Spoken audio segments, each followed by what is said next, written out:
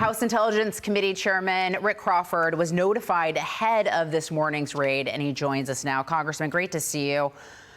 We heard in that clip President Trump, he called John Bolton a sleazebag, talked about that he has Trump derangement syndrome. Obviously, they've had a very contentious relationship since he previously worked for President Trump. I got to ask, is this lawfare? I don't think so. I think it's almost laughable that people want to try to equate this with lawfare when, one of the guys that was the victim of lawfare is now in the White House. And so, the Democrats were never fans of John Bolton. How many times over the years did they, take shots at Bolton, and he was just the scourge of humanity? But now he's their friend.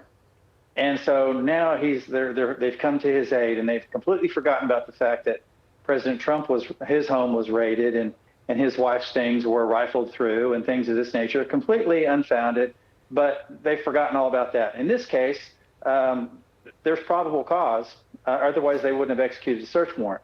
And so I think this FBI director is following the law, and that's his job. And if there is, as the vice president indicated, if there's a case to be made, they'll prosecute it. If there's not, they won't.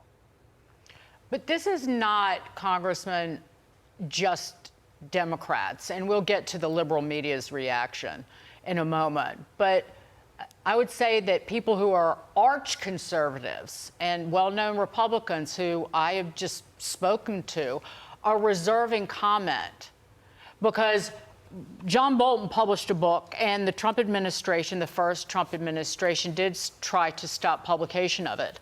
And the judge who heard that case did find that the NSA said there was classified information that was in the book, and the judge in that case did warn John Bolton that he wouldn't stop the publication of the book because there were copies that were already out there, but he did warn John Bolton that he was in legal jeopardy. But this was so long ago, they worry that the Trump administration is spending its political capital needlessly. I don't think so. I think, you mentioned arch conservatives. I think the arch conservatives remaining silent is probably good policy. Because they're arch conservatives doesn't necessarily mean they're aligned with Trump. We have a lot of so-called arch conservatives that have Trump derangement syndrome, and John Bolton is one of those. Who claims to be a conservative but has no problem going on MSNBC and roasting President Trump. So I'm not sure about his conservative bona fides. I don't talk to people on the phone who have Trump derangement syndrome. If they have Trump derangement syndrome, I would call them someone with Trump derangement syndrome. I'm talking about people who support President Trump.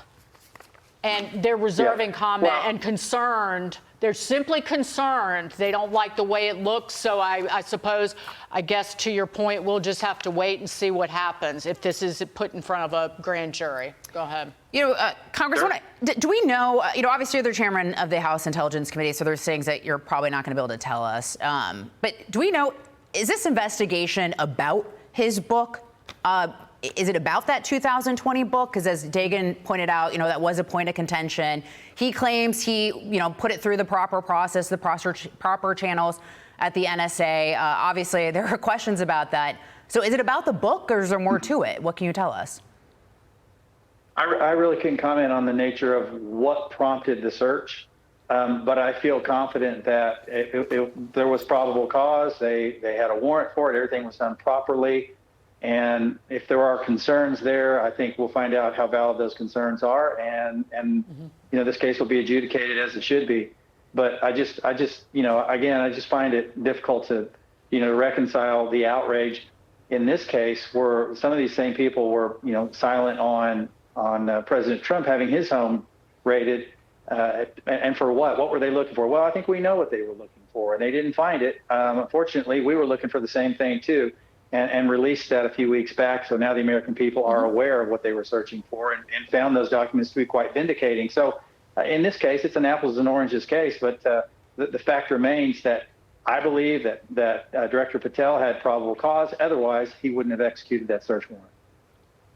Thank you. Congressman Rick Crawford and Kash Patel, FBI director, did say recently that there was no predicate for that Mar-a-Lago raid. Thank you, sir.